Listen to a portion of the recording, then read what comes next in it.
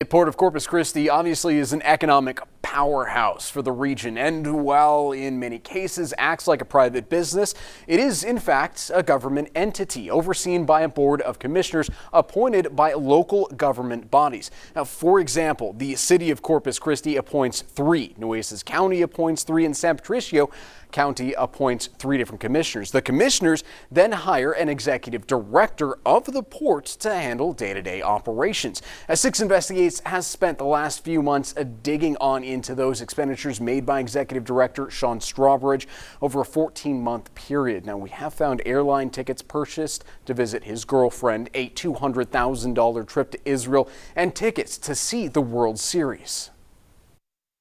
It's not uncommon for executive directors of large entities to have larger credit card bills. At a place like the port, wining and dining comes with the territory of attracting new business. But some of the expenditures can be considered excessive. The port spent $202,000 to send 27 people on a 5-day trip to Israel last November. Only 5 people on that trip were actual port employees.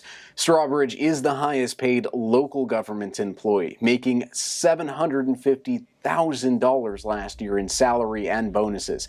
Now, his expenditures and those of other senior port staff are under review by auditors. Now, all of this data was obtained through public information requests, and the numbers, well, they're a bit staggering. Nearly $10,000 per month on meals, drinks, and snacks. And the receipts that we have don't even paint a complete picture. Most of the receipts were not itemized, but those that were show almost half of that $10,000 per month were all alcohol. For example, a December 2021 receipt from the Corpus Christi Yacht Club that included 39 alcoholic drinks for only 4 people.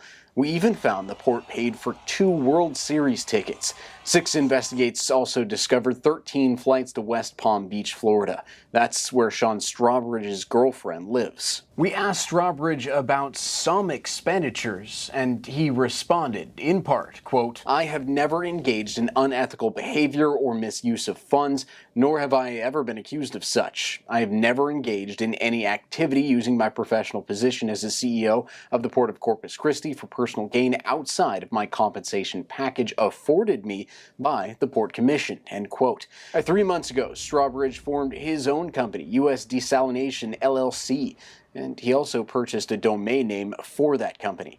To date, records show that the port has spent over $41 million pursuing desalination on Harbor Island. We asked Strawbridge about the formation of this LLC, and he says it's a personal investment. You can read both statements in their entirety online at christv.com. Now, despite asserting he has done nothing wrong, 6 Investigates has learned Strawbridge is negotiating a severance package with the port, meaning he knows that he wants to or is going to be leaving the port. Now, he's requesting nearly $1 million.